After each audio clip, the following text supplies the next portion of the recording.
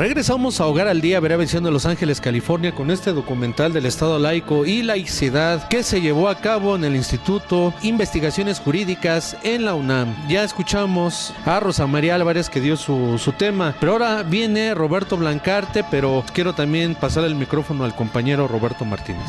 Pues es muy interesante, Daniel, lo que Roberto Blancarte estuvo virtiendo con respecto de este tema. Obviamente por la experiencia que él tiene al respecto. Ha mencionado que en Francia, por ejemplo, no ha funcionado esta especie de tendencia del Estado confesional en el sentido de introducirse a través de la educación. Y bueno, destacar en este caso que en honor a la verdad, la experiencia que a este respecto ha tenido y que de esto estuvo comentando, pues es muy interesante que nuestra audiencia que está en esta ocasión virtiera también sus puntos de vista después de escuchar la ponencia de Roberto Blancarte. Pues sin palabras más, vamos a ver la ponencia de Roberto Blancarte referente a este tema de laicidad y el Estado laico mexicano. Vamos a verlo en un momento más. En primer lugar, muchas gracias a Pedro Salazar, profesor Salazar, director de la cátedra, por esta invitación y por supuesto a la Universidad Nacional por esta invitación a este seminario que me parece muy importante y muy relevante en este preciso momento de nuestra República laica. Pero me gustaría precisamente partir de lo que yo creo que es la laicidad y cuál es el centro de la laicidad para tratar de explicar en dónde estamos y cuál es el núcleo de los problemas que estamos tratando de resolver en nuestra actualidad mexicana. En efecto, yo defino la laicidad como un régimen de convivencia cuyas instituciones políticas ya no están legitimadas por lo sagrado, sino por la soberanía popular. Y con esa definición, lo que quiero enfatizar son varias cosas. Me parece que definirlo así ayuda, en primer lugar, a centrar el tema alrededor de la cuestión de la legitimidad de las instituciones políticas. Es decir, nosotros podemos más o menos medir, y yo lo he intentado, hay algún artículo en la revista Estudios Sociológicos del Colegio de México reciente, sobre cómo podemos medir la laicidad, porque precisamente la idea es entender que la laicidad es una transición, no es que es un poco como ayer se explicó de la democracia. La democracia no está totalmente acabada en ningún país del mundo. La democracia se tiene que seguir construyendo permanentemente y lo mismo sucede con la laicidad. Y tener una definición de ese tipo nos permite entender entonces que no es que ya somos un país laico y ya no hay nada que hacer o que no hay absolutamente ningún, digamos, resabio de intromisión de elementos sagrados en las formas de legitimación del poder, porque finalmente de eso es de lo que estamos hablando, de cómo el poder ejerce su autoridad, es decir, en qué basa su autoridad una determinada, digamos, un determinado funcionario público, una determinada autoridad política. La basa precisamente en el hecho de que tiene nuestro voto, que depositamos a través de esa soberanía popular, la voluntad popular se expresa y gracias a eso tiene el poder que nosotros le hemos conseguido, que antes no provenía de nosotros, sino que provenía de elementos sagrados, provenía de lo religioso.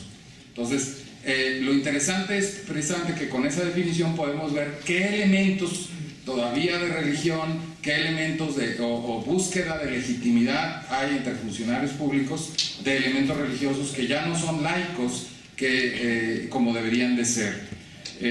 Y esa idea de transición también permite entender las cosas de manera menos maniquea, menos tajante, puede entender, menos polarizada acerca de cuál es el papel de la laicidad, de un régimen laico. Porque ayer, por ejemplo, hubo algunas preguntas que el profesor, ¿cómo se llama? Luis Salazar contestó respecto a lo laico y lo religioso, y él se refería más filosóficamente, por supuesto, a las diferencias del pensamiento religioso y el pensamiento laico, pero creo que la pregunta iba más bien dirigida a ¿qué pasa con la religión en un estado laico, o qué contradicciones hay entre las dos, y la verdad de las cosas es que no hay contradicción. Es decir, nosotros no podríamos entender la historia de México si creyéramos que el mundo se divide entre gente con religión y gente laica. Al contrario, este país se construyó, y esta república laica se ha construido precisamente, esta laicidad se ha construido gracias a los católicos, a los evangélicos y a los creyentes de todas las religiones. Sería imposible explicar lo que ha sucedido si no entendemos que son las propias gentes con creencias religiosas las que han construido este Estado laico, porque se han dado cuenta de que es importante un Estado que maneje la cosa pública más allá de las creencias religiosas personales que cada quien debe llevar en su conciencia, pero que hay un ámbito público que es el que debe permanecer como un ámbito laico, y que eso no necesariamente choca con lo religioso, sino que al contrario, es la mejor garantía de la libertad religiosa. Y de hecho, el Estado laico se construye para garantizar la libertad religiosa. Esa es la verdadera historia del Estado laico. El Estado laico se inventó para poder garantizar la libertad de religión. Entonces, digamos, para empezar a quitarnos estas visiones polarizadas, maniqueas, de que o eres laico o eres religioso. El 95% de la población en México cree en alguna cosa, en alguna religión. Hay un 5%, que no es poco, 5 millones de personas, que no creen en nada, que son agnósticos, pero eso no es relevante, digamos, en el fondo, para la construcción del Estado laico, porque precisamente, más allá de si se tiene o no una creencia religiosa, lo importante es construir un instrumento jurídico-político que nos permita convivir a todos en nuestra enorme diversidad, no solo de posiciones religiosas, no solo de creencias religiosas, sino también de nuestra diversidad étnica, nuestras preferencias sexuales, nuestro género, etcétera, etcétera, etcétera. Entonces, otra cosa importante, perdón que voy un poco corriendo porque tenemos poco tiempo y quiero mencionar varios puntos. Pulá, en el libro que vamos a presentar dentro de un rato, nos dice una cosa que creo que es un hecho, digamos, ya comprobado, que en realidad estamos, por lo menos en los países del mundo occidental, hemos pasado de un régimen de cristiandad a un régimen de laicidad. Nosotros vivimos en un régimen de laicidad. Estuvimos durante muchos años en un régimen de catolicidad y ese ya no existe. Ya no existe gracias a Benito Juárez, ya no existe gracias a muchas cosas que se han hecho durante los últimos 150 años. Y hay que admitir entonces, y creo que las iglesias, incluida la Iglesia Católica, admite que vivimos en un régimen de laicidad. Ahora, también como se dijo ayer, el punto aquí es ¿qué vamos a entender por eso? Así como ¿qué vamos a entender por libertad religiosa? ¿Qué vamos a entender por libertad de conciencia? Todas estas cosas que aparecen en el artículo 24 y que probablemente se apruebe, y el artículo 40 que se acaba de aprobar. Es decir, ¿qué vamos a entender por república laica? Porque fíjense, se ha notado poco. El artículo 40 de la Constitución no dice que somos un Estado laico, dice que somos más todavía, una república laica. Es decir, que nuestras cosas públicas son laicas. Y las cosas públicas van más allá de las del Estado, porque las cosas públicas tienen que ver con las cosas públicas en el ámbito social y las cosas públicas en el ámbito cultural, no nada más en el ámbito político. Entonces, todo eso lo tenemos todavía que reflexionar. Y permítanme, a propósito de eso, entonces, citar un libro de un colega amigo mío, con el que redactamos esta famosa Declaración Universal sobre la laicidad en el siglo XXI, que ayer se citó cuando se leyó la Carta Laica, que aquí estamos promoviendo también. Jean Bouvereau y Micheline Milot, que es otra de las redactoras, escribieron un libro hace poco que se llama Laïcité sans frontières, o sea, laicidades sin fronteras. Un poco como para ellos querían demostrar, digamos, la complejidad de la laicidad, tratando de explicarles, sobre todo a los franceses, que la laicidad no es lo que ellos creen que es nada más, que su idea de laicidad no es la única, y que hay diversas laicidades en el mundo que se pueden entender de diversas maneras, y que es importante discutirlas para ver cuál es nuestra mejor manera de concebir la laicidad, de acuerdo por supuesto a lo que algunos de nosotros pensamos que debe de ser. Pero digamos que hay que admitir que estamos en un debate, pues. Estamos en un debate y se vale que todo el mundo participe, incluidas por supuesto las iglesias, no nada más la Iglesia Católica, sino todas las iglesias, que todos pueden participar, porque estamos definiendo precisamente qué estamos entendiendo por eso.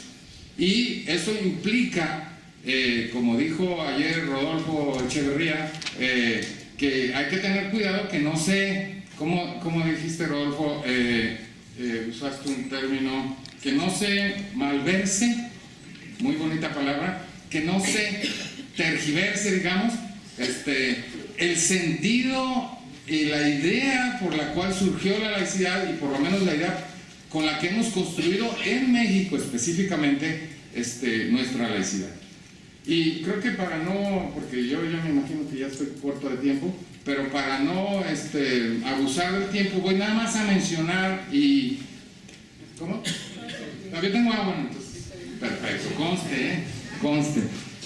No voy a abusar, pero quisiera... Bouguereau y Miló, en su libro de Laicidad sin Fronteras, hacen una serie de tipos ideales un poco a partir de lo que ellos ven en el mundo, ¿no? Y dicen, bueno, hay distintas formas de laicidad, veamos cuáles son las principales. Y entonces ellos dicen, por ejemplo, hay una laicidad separatista, y ahí en esta la separación puede aparecer como una finalidad en sí, incluso su característica determinante y esencial, radicaliza la ruptura entre la esfera privada y la pública, y ahí la mayoría religiosa, fíjense, suele estar de acuerdo a favor de esa concepción, porque en la práctica termina aplicándose sobre todas las religiones minoritarias, afectando los principios de libertad de conciencia y de igualdad. Es decir, ¿qué están diciendo ellos? Que ahí donde, por ejemplo, estamos en un país católico, en donde se aplica con toda fuerza la separación al público y lo privado, etcétera, muchas veces se termina castigando más a las minorías religiosas. ¿Por qué? Porque culturalmente la mayoría religiosa de todas maneras deja pasar las cosas y se hacen las cosas. Y ayer se mencionó, por ejemplo, pues que la Navidad y que todas las cosas, bueno, son cosas católicas, pero se asume como que son normales. Y claro, la separación se termina aplicando para las otras cosas y no para como la mayoría cultural, ¿no? Luego hay la laicidad anticlerical, dicen ellos, son en los casos en los que las religiones o iglesias han enmarcado las diversas expresiones de la vida social, y en ese caso la oposición al poder ejercido por las jerarquías religiosas y clericales se hace más fuerte a lo largo del proceso de emancipación política del Estado. Y es en ese caso donde la religión se excluye del espacio público, pero también la libertad de conciencia puede sufrir allí. ¿Por qué? Porque hay persecuciones, porque, digamos, pensemos en la época en que en México hubo persecuciones, y ahí, como quiera que sea la libertad de conciencia religiosa, digamos, la libertad de religión, la libertad de los creyentes, sí sufrió, ¿no?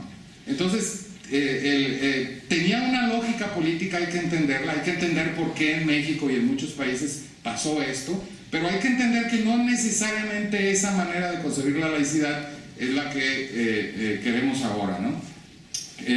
Luego existe todavía más la laicidad autoritaria, y dice es donde el Estado puede deshacerse de los poderes religiosos que considera amenazantes para la estabilidad política y justificar incluso las limitaciones a su autonomía a nombre de valores superiores como una especie de razón de Estado. Y ahí llega a haber injerencia en los asuntos religiosos, se limita la libertad de expresión o de manifestación, y en ese caso la separación y la libertad de conciencia se debilitan, obviamente. ¿Por qué? Porque el Estado no nada más establece una separación, sino que incluso se mete con las religiones y se mete en la vida interna de las religiones, lo cual obviamente a pesar de que el Estado trate a todas por igual, si las trata a todas mal y se mete con todas, pues tampoco es lo más, digamos, no es lo ideal en un Estado democrático. Luego hay otros tipos de laicidad, como la laicidad de fe cívica, en donde toma forma en un contexto de valores sociales y políticos, por lo que a veces toma forma como de fe cívica obligatoria. Y hay una experiencia de adhesión a las minorías religiosas a estos valores compartidos por la mayoría religiosa, por lo que se afectan los derechos de expresión religiosa de muchas minorías. Entonces, obviamente ellos están pensando en Francia, en donde hay una como laicidad cívica que curiosamente, digamos, no representa un problema para los católicos o los cristianos, porque está identificada históricamente con eso, pero para los musulmanes que llegan a Francia, pues no les dice lo mismo, y sin embargo, no, tienen que ser iguales, y se les obliga a entrar en un molde que no necesariamente ellos quieren compartir, y no se les respeta, digamos, su diversidad cultural. Y lo mismo puede pasar con comunidades judías en otros lugares, ¿no? Es decir, que esa cosa de la fe, ahora sí, ¿verdad? Con esa cosa de la fe termina, cívica, termina no metiendo a todos. Igual sucede un poco en Estados Unidos, en donde sí hay es un poco distinto al, digamos,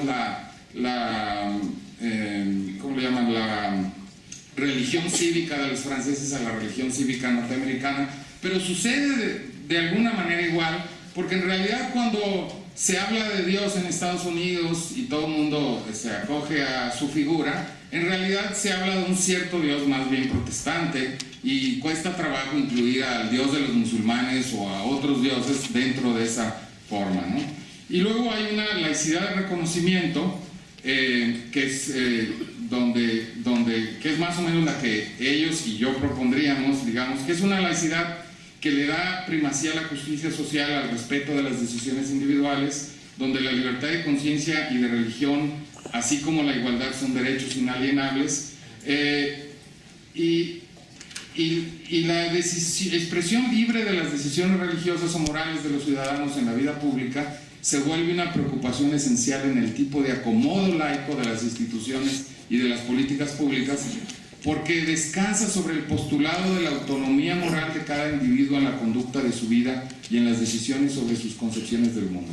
Y obviamente eso permite que haya una discusión sobre el derecho de las mujeres a decidir sobre su propio cuerpo, al derecho de las personas a decidir sobre su muerte y si puede ser una muerte asistida, y puede, digamos, entra en el ámbito de la necesidad de que se goce del máximo de libertad en la medida que ésta sea compatible con la de otros. Y la acción del Estado ahí es importante para garantizar a todos, sin que obviamente ninguno quiera impedirle su libertad a los demás, que es lo central. Es decir, todo mundo puede tener su libertad siempre y cuando su libertad no impida la libertad de otros. Dicho de otra manera, si las mujeres católicas no quieren abortar, pues tienen todo el derecho a no hacerlo, pero si hay otras mujeres católicas que quieren abortar, también deberían tener el derecho y la libertad de poder hacerlo. Ese es el tipo, digamos, de esquema. Y luego hay otro tipo que en Europa se está empujando por algunos, y ahí ha habido muchos debates, sobre dicen, laicidad de colaboración.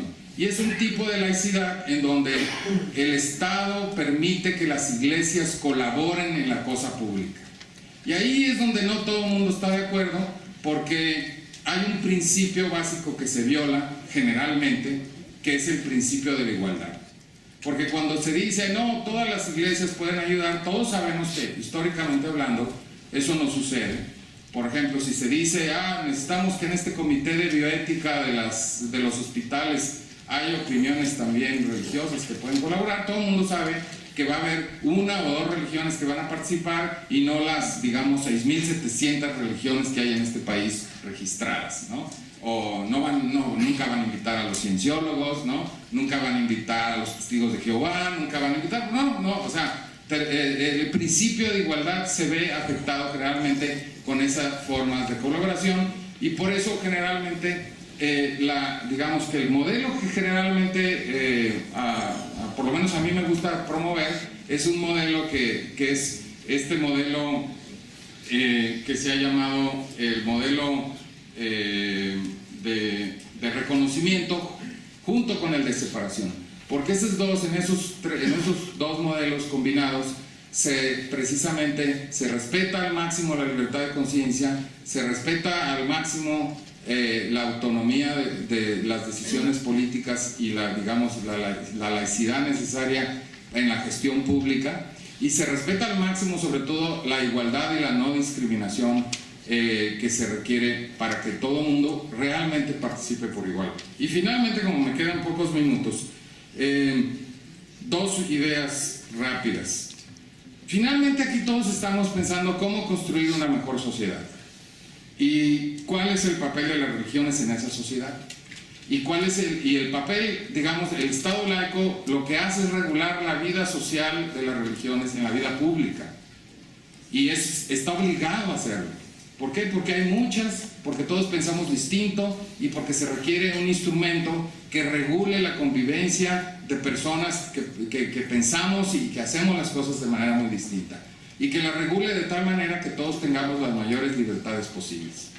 Pero ¿cómo hacer eso? Bueno, hay unos dicen, y ahí voy a terminar con el tema de la educación, hay unos que dicen, no, pues es que estamos tan mal y estamos en esta crisis que lo que nos hacen falta son valores, ¿no? Así como valores. Y hay unos que dicen, digamos, con cierta justicia, con cierta razón, dicen, es que lo que necesitamos es reforzar a la familia y necesitamos, y las religiones pueden ayudar a que se construya una mejor sociedad. Sí, por supuesto, pero las religiones así en abstracto no necesariamente ayudan a una mejor sociedad, ¿no? Es decir, la religión en sí no ayuda por ser religión a una mejor sociedad, y la religión de hecho puede servir para las peores cosas en la sociedad, digamos, ¿no? El hecho que la gente sea muy religiosa no resuelve el asunto social, y si no podemos preguntarle a Pinochet, que era muy religioso, o podemos preguntarle a muchos